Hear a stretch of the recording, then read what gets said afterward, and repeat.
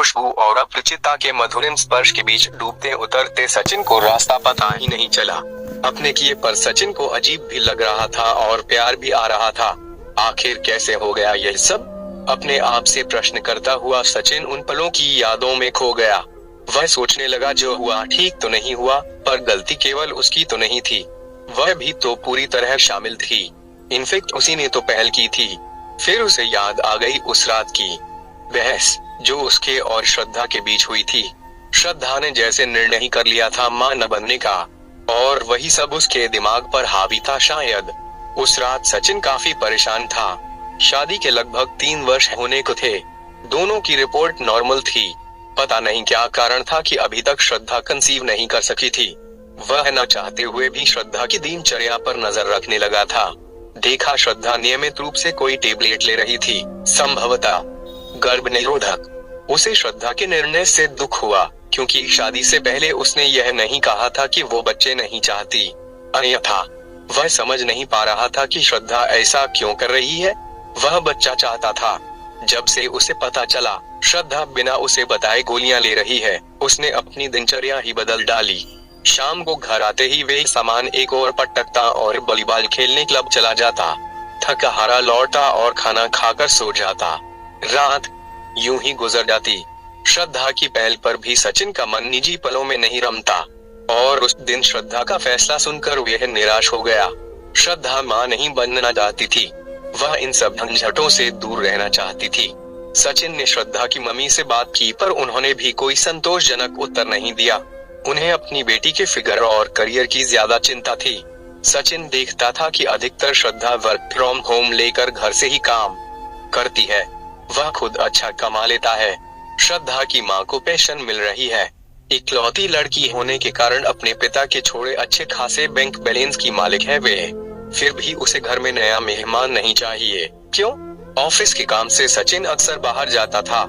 इसी सिलसिले में वे दिल्ली जा रहा था कि अचानक हुए एक्सीडेंट के कारण आगे की ट्रेनें रद्द कर दी गई थीं। उसे इटारसी में ही उतरना पड़ा। उसने क्लॉक रूम में सामान रख दिया। स्टेशन की गहमागहमी से निजात पाने के लिए वे खेतों के किनारे चल पड़ा। सर्दियों में शाम जल्दी ढल जाती है। पेड़ों पर पंछियों की भीड़ लगने लगी थी।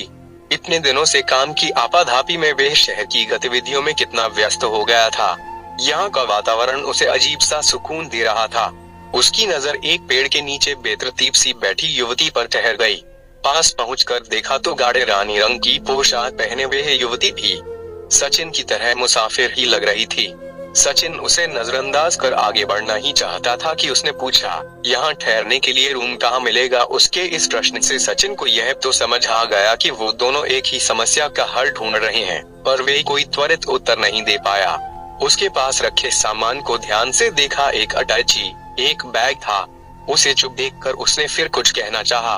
तभी सचिन ने कहा, मैं भी रूम ही खोज रहा हूँ। इतना सुनते ही वह उछलकर खड़ी हो गई, जैसे उसे कुबेर का खजाना मिल गया हो। उसने अटैची का हैंडल सचिन को थमाया और खुद बैग घसीटते हुए उसके साथ चलने लगी। थोड़ी दूर पर कबीलू लगे घर दिखाई पड़ने लगे। उसने हौले से सचिन का हाथ पकड़ लिया और बेफिक्री से चलती रही। पास पहुंचने पर पता पड़ा कि वह तो एक छोटा सा होटल है, जहां चाय नाश्ता ही मिलता है।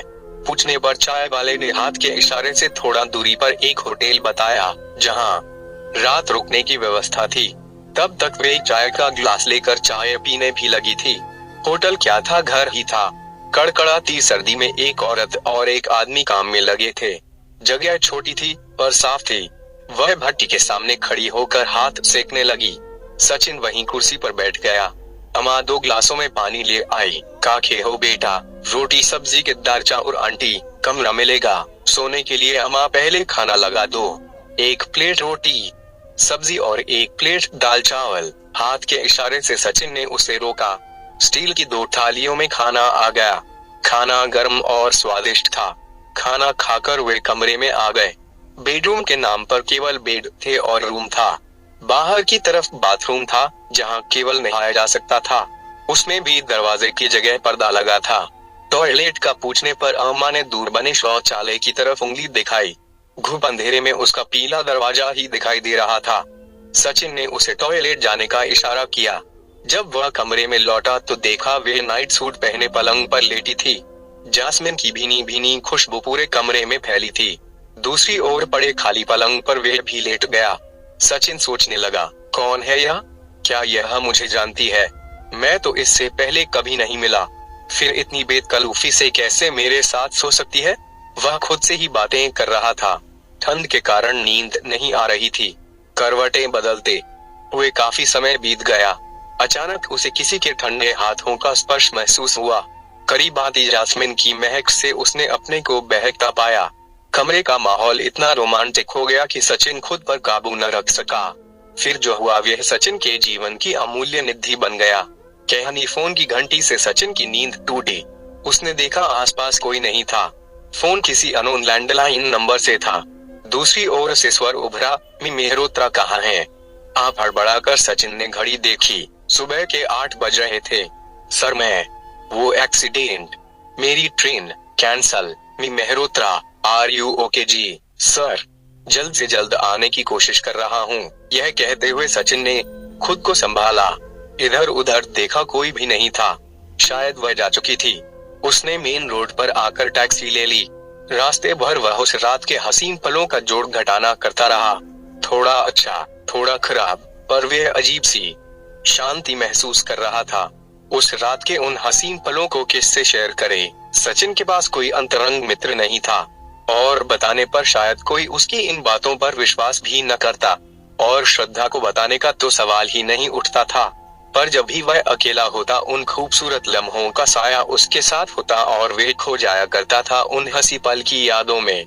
लगभग 4 माह बीत गए। सब कुछ ठीक ठाक चल रहा था।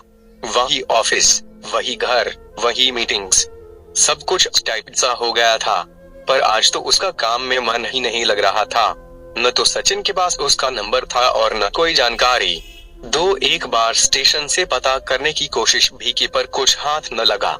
एक दिन ऑफिस में प्रवेश करते ही जास्मिन की जानी पहचानी खुशबू ने सचिन का स्वागत किया। सचिन ने उसे अंदर आने का इशारा किया। उसने बिना औपचारिक बातचीत के बताया कि वह प्रेग्नेंट है। सचिन ने घर जाने के बहाने हाफ डे लिया और उसे साथ लेकर ऑफिस से निकल पड़ा। दोनों एक रेस्तरां में बैठे। उसने बताया कि वह अविवाहित है और अब उसके लिए घर से बाहर निकलना मुश्किल हो गया है। वह जहां काम करती है वहां इस बात का खुलासा नहीं किया जा सकता, अतः उसे नौकरी छोड़नी होगी। पहली बार सचिन को अपने निर्णय पर दुख हो रहा था। उस दिन का बहकना सही नहीं था, जैसे उसके लिए मुसीबतों का पहाड़ खड़ा कर दिया था सचिन ने। पर कहीं यह मुझे धोखा तो नहीं दे रही? नहीं नहीं, यदि ऐसा होता तो मुझसे पैसों की मांग करती। वह तो सचिन को परेशान भी नहीं करना चाहती थी। हाँ, बच्चे को जरूर जन्म देना चाहती थी, केवल इसलिए कि उसके भीतर का ममत्व जाग गया था। आज सचिन को 7 जन्मों के रिश्ते पर एकाएक विश्वास सा होने लगा। यह संयोग नहीं तो और क्या था कि एक एक्सीडेंट के बहाने वे मिली। उसने सचिन की आंखों में न जाने वे सब कैसे पढ़ लिया, जो शायद आज तक श्रद्धा नहीं पढ़ पाई थी। सचिन को बच्चे की बेतरह चाह थी। शायद यह सब इसलिए हुआ। वह इस तरह सामने आए अपने बच्चे को गंवाना नहीं चाहता था। बातों बातों में उसने यह भी बताया कि उस सुबह जाते जाते उसने सचिन की जेब से उसका विजिटिंग कार्ड निकाल लिया था, इसी से उस तक पहुंच सकी। बहुत सोच विचार के बाद सचिन ने छुट्टी के लिए अर्जी दे दी। वह जैसी भी थी, जो भी सोचकर उसने सचिन से संबंध बनाए, पर उसने सचिन को न तो कभी असमय फोन किया और न अन्य किसी भी प्रकार का आग्रह। पता नहीं कैसे उसने इन कठिन परिस्थितियों में समय काटा होगा। एक बार उसे दूसरे शहर में घर दिलाने के बाद सचिन फिर दोबारा जा भी नहीं पाया उसके पास। कई बार मन बनाया, लेकिन श्रद्धा के गिरते स्वास्थ्य और दूसरी परेशानियों से जा न पाया। पर फोन से खबर लेता रहता और खर्चे पानी की व्यवस्था भी समय पर करता। प्रसव का समय निकट आ गया।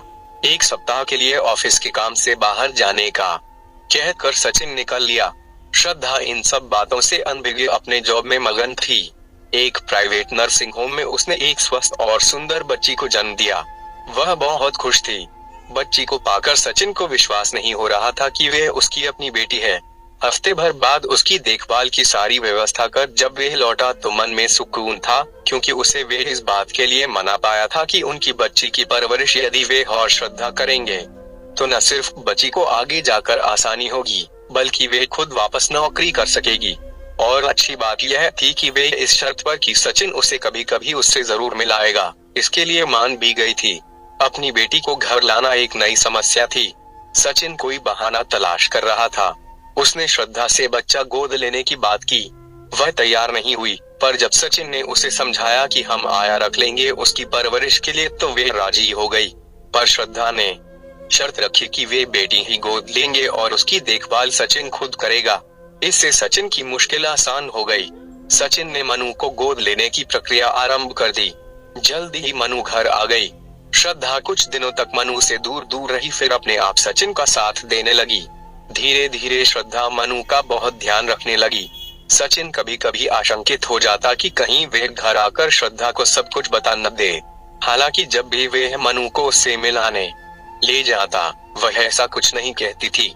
फिर भी एक अनजाना डर सचिन के मन में बना रहता। अब मनु 3 बरस की होने जा रही थी।